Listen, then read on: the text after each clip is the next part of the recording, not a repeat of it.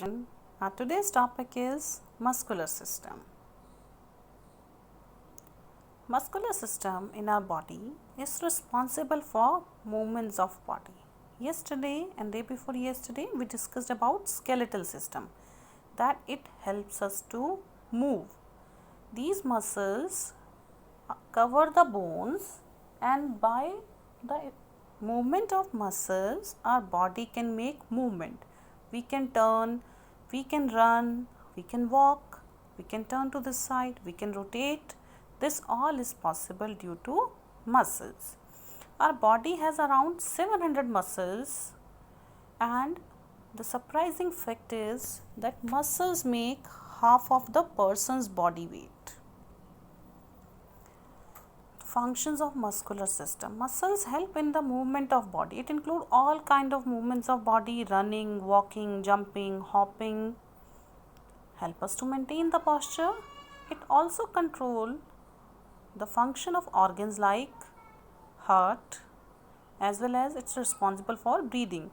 When it was first day of the class, we discussed about respiratory system. We also told the band of muscles, that is diaphragm, that helps in inhaling and exhaling. It was also shown to you by help of a video. So all these are muscles, and this is the role of muscles. The muscles in our body, we categorize them into three types: voluntary, involuntary and cardiac. We'll be discussing them one by one. Here you can see cardiac muscles, skeletal muscles, we also call them voluntary muscles, smooth muscles or involuntary muscles. Their location, their function is very much different from each other. Voluntary muscle. Voluntary means something that we do by our will. Those muscles which are totally under our control, they are called voluntary muscles. And they are also called skeletal muscles because they are attached to the bones. Like I'm sitting, if I wish to hold a pencil, if I wish to hold a pencil and start writing, only then I can. Because the muscles which will work, they will work by my wish. If I want to run, only then I can run. Those muscles will be active at that time. If I say I'm having a ball in my hand, I'm trying to throw, I'm doing the action of throwing, it is my wish to do. These muscles are voluntary muscles, means which work under our control.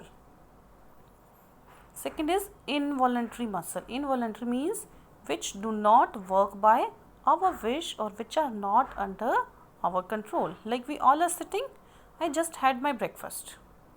After chewing, what happened? My food went down to the stomach through food pipe. After chewing, do we do any kind of effort of eating food? No. It just goes into stomach.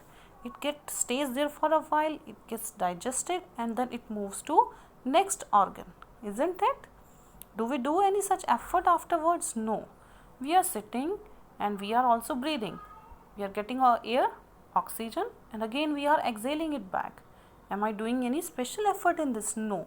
These are involuntary muscles. They are working on their own, and my wish is not responsible here. If I wish I don't want to breathe, is it possible for me? No. Because this is a bodily process which is going on in our body every time. The muscles of digestive system, circulatory system and respiratory system are involuntary muscles. Third type of muscles are cardiac muscles. Children, wheresoever you find this word cardiac, it's related to heart. Our heart is a pumping organ of the circulatory system, and the muscles which make the heart, they are called cardiac muscles. They are also involuntary muscles, but their feature is bit different and they are present only in making of the heart, so they are called cardiac muscles. What they do? They contract to pump out the blood in our body, and then blood is sent to all parts of the body for circulation. The contraction of cardiac muscles is involuntary. Involuntary means not under our control. We are not controlling that. It's happening on its own. Strong and rhythmatical. Rhythmatical means it's repeating itself. And there's no role of our wish in cardiac muscles also. Working of muscles is very special. The muscles work in a pair. We need two muscles to produce any movement in our body. Example, biceps and triceps in our arms. When biceps contract, the another one is triceps. Tricep will relax. This allows our arm to bend. Suppose I have to hold something, I have to pick up something, I need to bend my arm. And when the bicep relax, the tricep will contract. One partner relaxes, another partner contracts. So this way they allow us to move our hands or legs. You can see it by a picture. This is a bicep muscle, or we also call them skeletal muscles. When bicep contracts, the arm bends, and when bicep contract, tricep relaxes, and when the tricep contract, it straightens. Means out of these two muscles, one will contract, one will relax, and they work in alternate fashion. Relax, contract, and thus we can make the movement. We all are supposed to do some exercise, some kind of body movement, isn't it? Yesterday we also sent you that yoga video of Surya Namaskar. That is important for us, and there is a reason for that. As I told you, half of our body weight is of muscles.